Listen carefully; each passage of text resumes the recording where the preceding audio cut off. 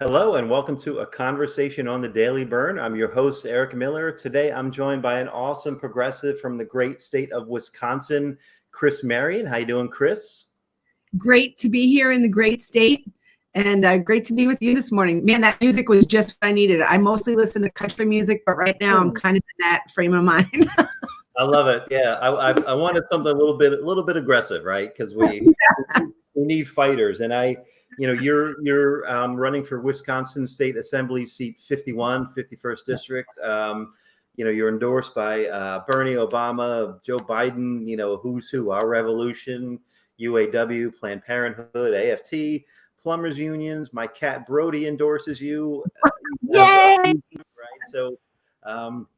And you do not take corporate PAC money. You're running against sort of a Republican corporate puppet. I'll just say it outright. We're in a home stretch, so you need donations, you need volunteers. I'll plug your website a bunch of times. It's chrisforwisconsin.com. So go send a couple of bucks, or spend an hour or two making calls, sending texts, and so forth. Let me just ask, pulse check. What's the state of the race? We're less than a week out. What's it feel like? Well, it feels really good. I had a tough week last week, to be honest. It's when the dump of dark money came in. Jobs first. You talked about the who's who of my endorsers. Well, there's a who's who of dark money participating in this race. Everyone from Betsy DeVos's, American Federation for Children, to Jobs First, which is the big dark money conservative PAC here in Wisconsin. It was hard. I'm friends with the guy I'm running against. I have been a community organizer for a long time. I got into politics via community organizing as the president of a Wisconsin Farmers Union chapter. And in that capacity, I worked really hard to build bridges with all of my representatives, both conservative and liberal. And this guy is now publishing emails that I sent him, thanking him for working on different issues I asked him to champion. So, I'm running because he didn't get anything done for me. Didn't get anything across the finish line, and so I'm tired of waiting. My constituents can't wait. Water can't wait. Working families can't wait. So here we are, and my private emails are all over the radio station. It's time. Yeah. Well, I'm sure, I would assume what you're advocating for was still positive, right? So I'm sure it's backfiring on him more than anything, right? It just makes him look, devious, or whatever you might say. Well, I think so. We'll see. I was up a lot in the polls. If you believe in polling, which I'm not quite sure how to feel about it, because, we had 2016. But, right. I was up a lot, and the money came in after that, just a ton of ads. So now we're up on TV too. We've got a ton of great partners and supporters and small dollar donors like crazy. So I'm really proud of our partnership with people and with groups that, care about working families and care about the environment. Love it. We're reclaiming our time. We're taking up some space, and we're hitting back, but in a way that is about truth and about his record. Amazing. That's perfect. And the state of the race, like I was looking, like he won by like 700 votes last time, right? 300. Yeah. So it's just a whisker of a difference, right? So, again, if you're watching chrisforwisconsin.com, this is a race that even a littlest effort can make a huge difference. So, so let's lean in and help Kriss get across the finish line. The opponent, I want to ask about your platform, and you have an amazing background in agriculture, and I'm actually going to close on a video that Now This did about you, but I want to get into that a little bit. But since we're talking about, Novak is your opponent, can you talk a little bit about just some of his horrible votes? He's voted against protecting pre-existing conditions, votes entirely with Republican establishment. Can you just talk about how his votes, differ than what he campaigned on, or how they've negatively affected your constituency? Yeah, the heartbreak of this race is that I I'm running because of disappointment in this particular gentleman. I really did believe that he was an independent. He continues to run as an independent. Independent is on every piece of mail that people get. What's on all the mail that people get from me are really dark photos where I'm, I have a radical liberal agenda. It's all about that. When the fact is that I have been a bridge builder, and he was one of the people I was working really hard to build bridges with. So the collective disappointment with his voting 100% with the party in the last term is what motivated me, and I think is what is motivating a lot of folks.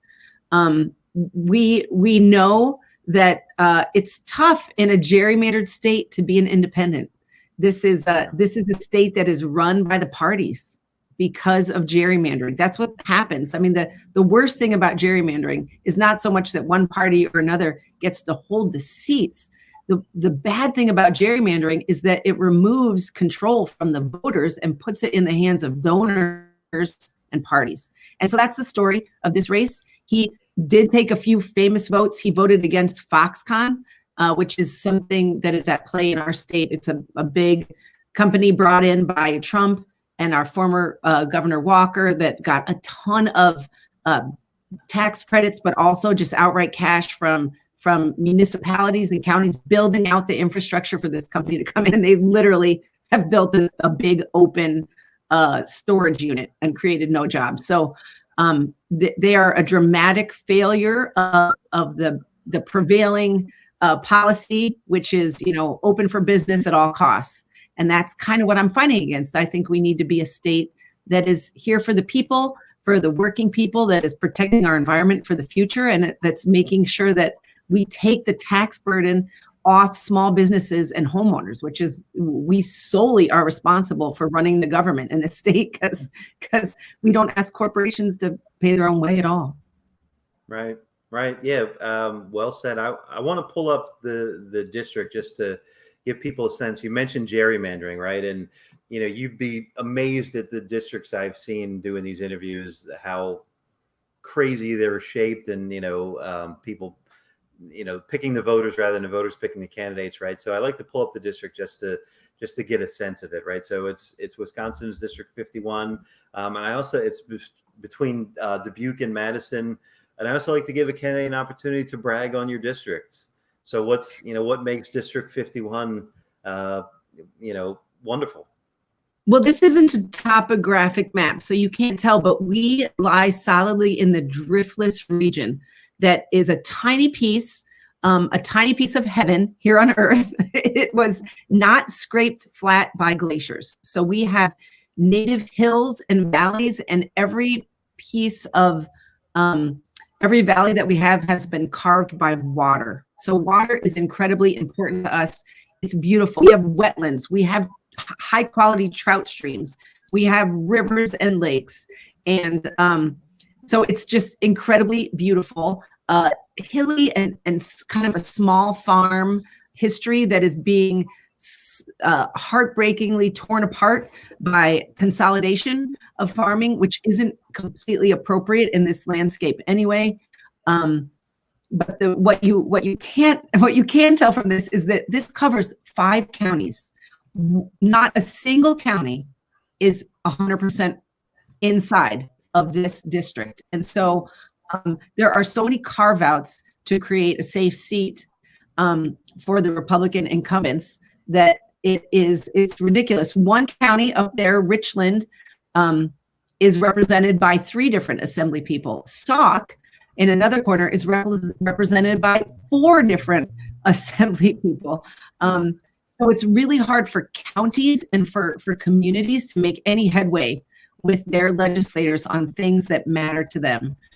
Which is, catastrophic in a time when we have main streets that are shuttering more and more. COVID and our recession has made it even more touchy for small business. But if you put small business and family farms in a category, they are being hit the hardest by COVID and the recession. And that is what we rely on out here. Yeah, no doubt. Speaking on that, let me, before I move away, I would be remiss if I didn't pull up your website. Again, KrissForWisconsin.com, and your endorsements are here. All of your platform is here. You can sign up to volunteer, sign up to donate. This 10-point rural recovery plan is wonderful. You got recipes on here, which I haven't seen on anybody else's website, which is wonderful, and very cool. This is the greatest campaign photo I've ever seen, by the way. Who is this little guy? Oh, it's a little sheep. These are it's a lamb from this spring, and you can see more sheep in the back. They're eating. I threw some corn down, and so they all ran to it. They're like crazy for corn because they mostly eat grass. So I'm a managed grazing sheep farmer.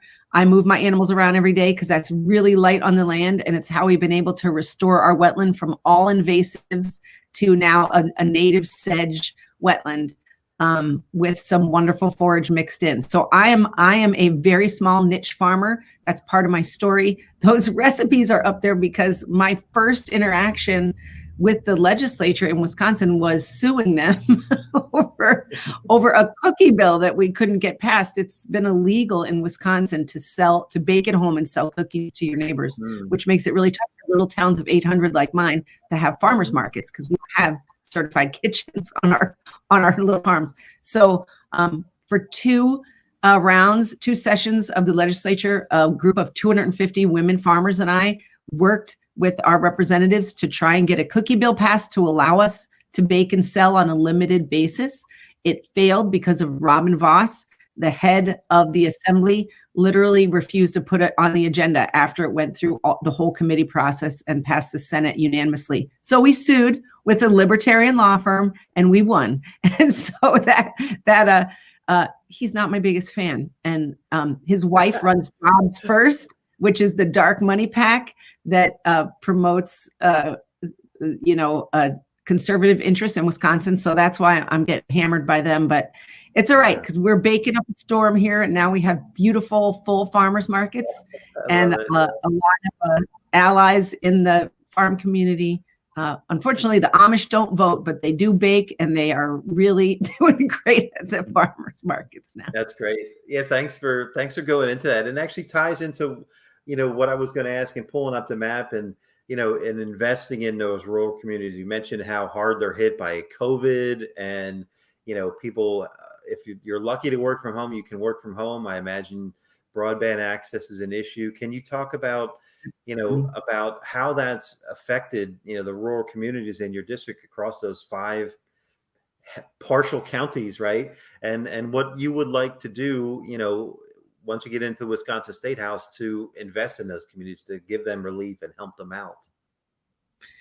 Thanks for asking. That's exactly why I'm running. I mean, that 10-point rural recovery plan is the heart and soul of why I'm doing this. I have a bed and breakfast on my sheep farm, and I sit on my county board.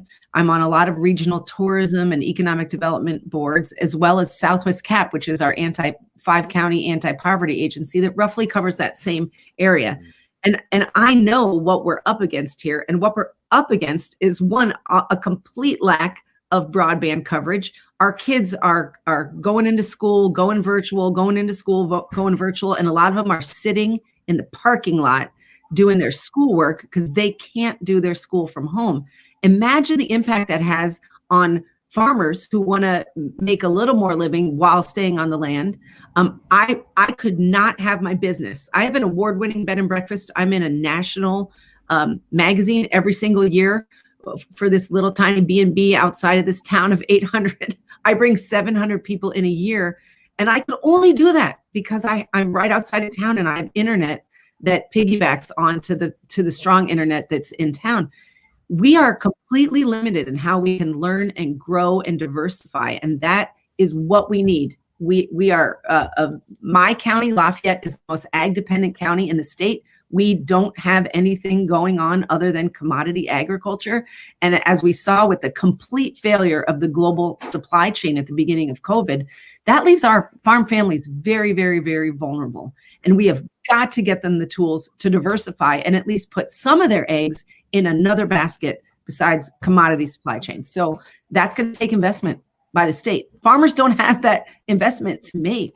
A business might be able to run a super hot fiber line to their campus, but a farm can't do that.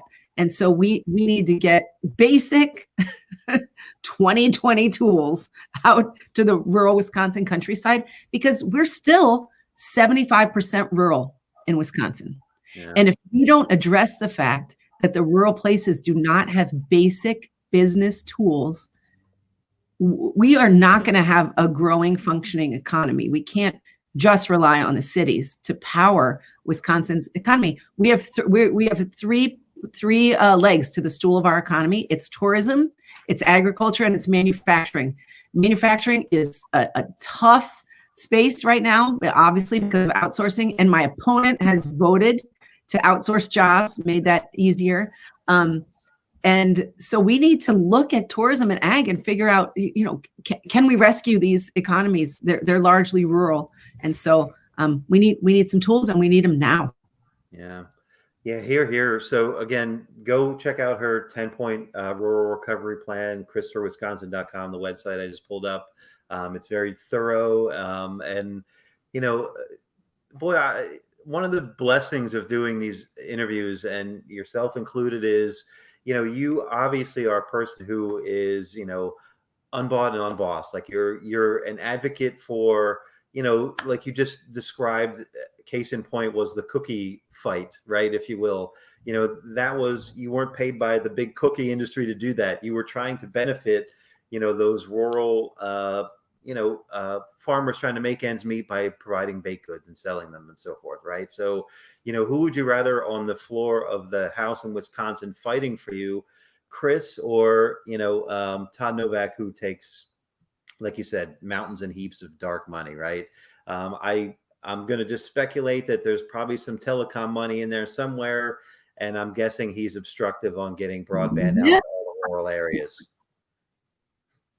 Yeah, telecom money is in there. You know what else is in there? There's also tons of big pharma donations. All of the big pharma companies have donated to my opponent, and private health insurance companies and PACs. Everybody agrees that we need healthcare reform. We don't all agree on what that reform should look like, but we know we've got to reform healthcare, and we can't do that if our representatives are in the pocket of big pharma and big health insurance. It's not going to happen. Yeah, here. So again, who would you rather on the floor fighting for you, Kriss or, the corporate puppet opponents?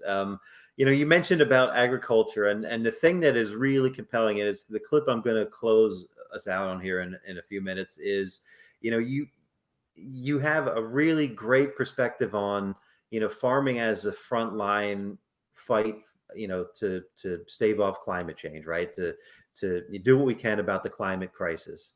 And, that has been, the Green New Deal and climate change has been stigmatized and propagandized, and villainized by the right and, by fossil fuel companies and so forth, right? So obviously, it's in your district, you have, a lot of farmers, I'm assuming, it's a red leaning district. So a lot of people probably have internalized that propaganda, but your message is scientific and true, right? And it's real. So, first off, can you give us kind of a thumbnail of that message? And then how do you deliver that to overcome that propagandization that they've internalized? And, you get the question, what I'm getting at, like, what's your message? Yeah. Can you talk about that? What does that mean for you, farming being the frontline fight in the climate crisis, and how is it landing? Yeah, so it's tough. Most of the ads, dark money ads against me, are demonizing the Green New Deal and associating me with it, and using tweet likes as their attributions of my support for the Green New Deal, when in fact I like the Green New Deal. However, I have been a firm critic of the lack of farmers at the table crafting the Green New Deal. And regardless of what you call it, Green New Deal, New Deal, new energy deal, we need to have farmers. crafting the language and the policy, because we are not going to solve the climate crisis without farmers. Farmers control land, and the land is what's going to heal the climate. That's just, if you look at the biggest impacts, agriculture has the ability to turn this thing around. And if we don't engage farmers, we're actually not going to, we can't succeed. And so I don't know that I've been successful in changing minds. I'm working at it. I think that would be the privilege of having the bully pulpit and as an elected and bringing farmers from my region to the table to talk about how we can all agree that conservation is something farmers need to be paid for. Currently, we're asking farmers to do it voluntarily. They're not making money right now. The one thing that's monolithic about farming right now is that nobody's making money doing it. And so we need to make climate healing an attractive proposition to farmers by paying them for environmental services. And that is the core of my interest in the Green New Deal. And I just want farmers to have a seat at the table when we're talking about climate healing, climate change. I love it. Yeah. And again, I'm going to close out on that video where you go into that a little bit more, but it's also on her website, krissforwisconsin.com. And, one of the ways that they villainize it is, they're, Green New Deal, they're trying to ban cows, and you have a cow behind you. It's such a ridiculous, like, any critical thinker could see that ad and say, well, of course they're not trying to ban cows. Like, it doesn't take much thought to see through how, artificial some of these attack ads are. Well, and unfortunately, I think it works to some degree. I mean, when the ads started coming out, my polling numbers did go down. And so we're trying to counter that with good messages. You can't answer every negative message. But right. The fact is, they're saying that I want to charge farmers $2,000 a cow for my Kriss Marion's Green New Deal. It's all gobbledygook.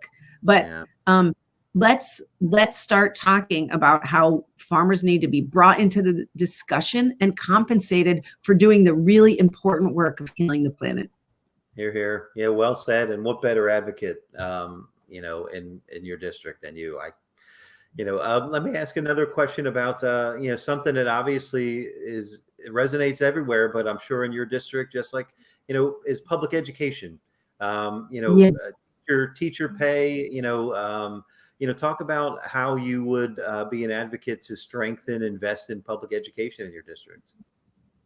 So I've showed up at the Capitol many, many, many times in Madison to talk about how we need to change the funding formula for rural places and just in general infuse more money into our once proud public education system and stop skimming the top off for voucher schools. But the fact is that rural schools will not be strong if rural places aren't strong. And the reason our schools struggle and the reason the funding formula doesn't work is because it's a per child funding formula and we're losing families. And so we need to address the health of rural communities. That's what my 10-point rural recovery plan is about, is just plain and simple. How do we bring prosperity back to rural places? Sonny Perdue wants to do it by removing all regulation. That's what his stated goal is. But that does not bring prosperity. What brings prosperity is tools, the internet, and basic incentives for fixing up main streets. We have beautiful historic main streets still all across the 51st. They're not run down.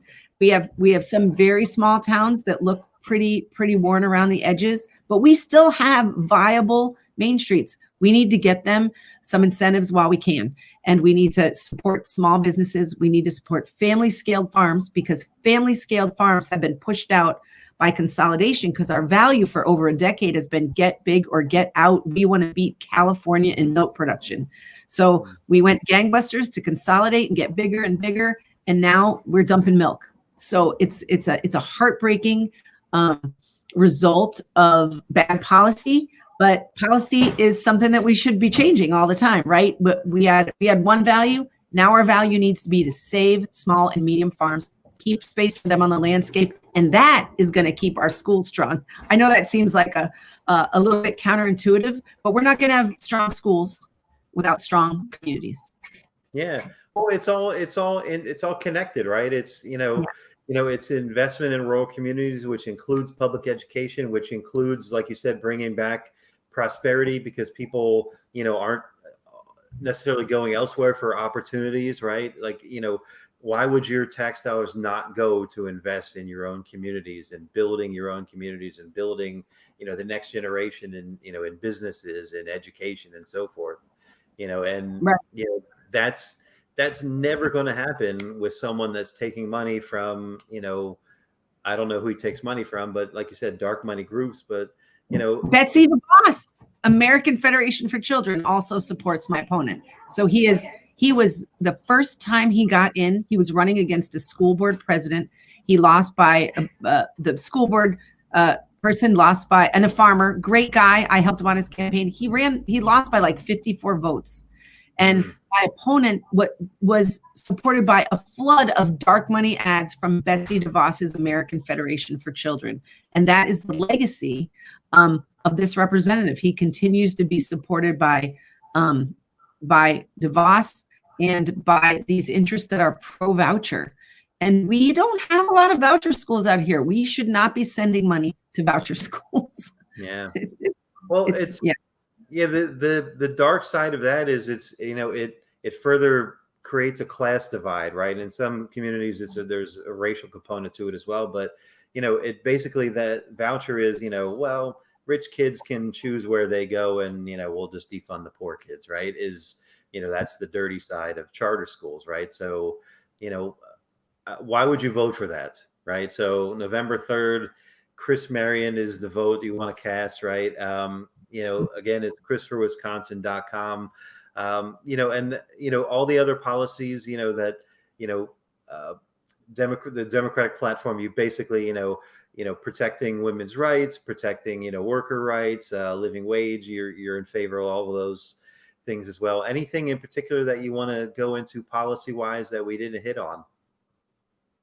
Well, I think something that surprises people a lot, because I'm a Democrat, and it's not fair because there are a lot of Democrats talking about this and a lot of Republicans, is tax reform. This state really relies too heavily on property tax and on small businesses to run the government. I'm a county supervisor. I know that the counties don't have enough to work. We've been asked to run the response to the health of the pandemic because our legislature is completely dysfunctional and has not met for 200 days. They have not been in session, and they have refused to pass any meaningful, unified COVID response. And so county health departments are doing it, and we do not have the resources to do it. And part of that story is just that the funding for the government, our tax base is on the shoulders of people who can't give any more.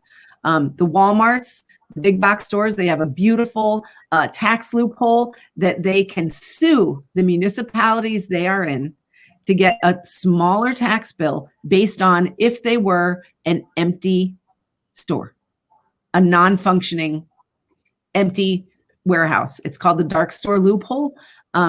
It needs to be closed, and that's just the beginning of tax reform in this state. We have got to ask the big guys to pay their way and get some cash into the hands of the little guys, because they create the churn in our economy, especially rural economies, that makes it viable to live here. Yeah. Well, let me just point out, I love your idioms. You said churn earlier, said all your eggs in one basket. You are a farmer. I love it. It shows in your idioms. And yesterday I had some friends on from Brand New Congress, and they made a great point, and you're the embodiment of it. We need, fewer lawyers maybe in elected office, and more teachers and more farmers and more, advocates of the working class, through experience, right? So, you've done tons of public service, legislative efforts and activism and so forth, but, and you have all the ancillary businesses, but, at the core, like you said, we need farmers at the table, for Green New Deal, for all policy, right? And, there's a huge divide between big ag and, independent farmers and so forth. And, we need more advocates for the little guy, right? And I can't again I can't think of a better one. So Kriss Marion, on November 3rd, Wisconsin's 51st. KrissForWisconsin.com. Please go volunteer. Please go donate. We can. You said 300 votes. It's just a whisker away. Like this can make a difference in Wisconsin and beyond. So, Godspeed. Is there any other? I like to give people the opportunity. Is there anybody else on your slate or in your area that you're running with that you want to make mention of that's on the ballot on November 3rd? Oh, well, Josephine Janes is right next to me in the district, a little bit to the west. She is 18. And she is running. She's running on the strength of her relationship with church ladies. She has grown up in church. She's a farmer. She's been involved in FFA and all of the community groups. She's a volunteer, and she's running because she really believes that she can speak across the table, the literal kitchen table, with those older church ladies who are a little bit nervous about the radicalness of,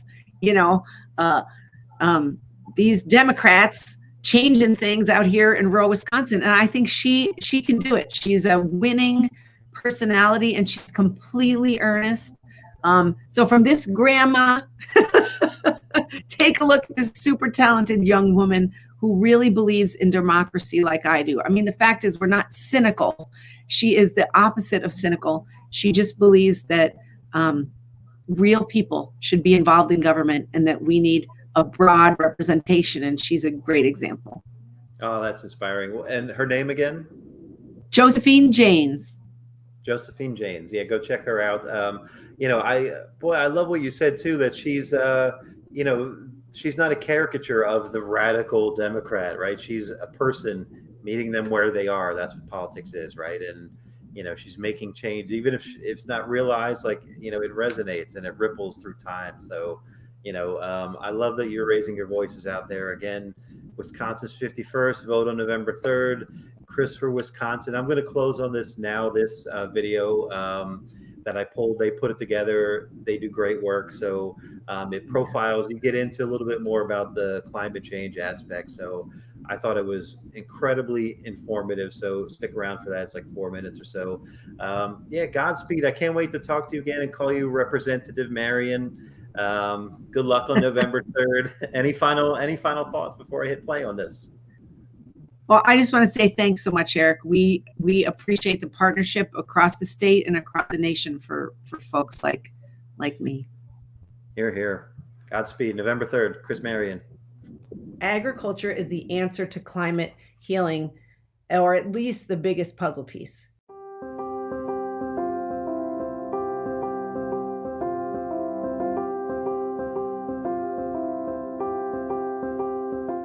I'm a small diversified farmer in Southwest Wisconsin, and I run sheep here and I have a bed and breakfast. I decided to run for state assembly because I have seen the constraints that local governments have placed on them. There's only so much we can do to help our people, and I think we need change at the state level. Farming is in a really hard place. We've been in a downturn for about 10 years, a really painful one. And here in Wisconsin, we're very dairy-based. We've lost 2+ farms every single day, dairy farms, for about 3 years now. You can be really smart, you can work really hard, you can farm really well, and that's not enough in this economy to have a profitable, sustainably profitable bottom line, partly because the hustle is so intense that you just can't keep it up forever. So we are in the middle of kind of a catastrophic change, not just in our landscape, but in our small towns. As more farm families leave the land, it really impacts the schools, it impacts the grocery stores, it impacts our main streets, it impacts our churches. We are being hollowed out by the economy. And there are not jobs for our kids to take here if we don't have agriculture. We also know that there are ways and practices of farming that can actually heal the climate and heal the earth. And so what we really need to see, and we're seeing this in the Biden plan, is that agriculture needs to be invited to the climate table. And we need to work with farmers and work with farm communities so that we can make sure that the solutions to climate change are using agriculture, because really agriculture is the answer. Agriculture is the answer to climate healing, or at least the biggest puzzle piece, because one of the biggest challenges is keeping carbon in the soil. Farmers tend the soil. It's our job to take care of the soil. And if we can be paid to provide the environmental services that the earth needs, in addition to being paid for providing food, then farmers will succeed, the earth will heal, small towns will be strong, rural economies will recover, and it's just a win, win, win, win, win. But boxing farmers out of this discussion has been a really bad situation for those of us in climate advocacy. The problem is that farmers are not making the cost of production right now. There's really no sector in agriculture other than the processors themselves. Farmers have been at the mercy of these giant global supply chains, at the mercy of a handful of processors who control the market, and also a handful of suppliers who control seeds and fertilizer. And so what we've seen with COVID is that we need to diversify. We need to get more farmers out of that giant supply chain, get them into niche supply chains, and even better, into local short supply chains, where they are providing their community and their local food shed with the products they need. The challenge is pivoting. One of the things that I think is really difficult in this crazy polarized political age that we're in is that there is somewhat of a narrative that farming and the environment are somehow at odds. And so I think in addition to healing the climate, we need to heal this relationship that we have with agriculture. And I would say agriculture needs to be allowed to heal their relationship with the land. The biggest challenge as a candidate and a communicator and as an activist is bringing science to people in a way that they can listen and learn, and then creating a table that is safe and blame-free so that everybody can play a part in healing the water, healing the earth, and healing this climate.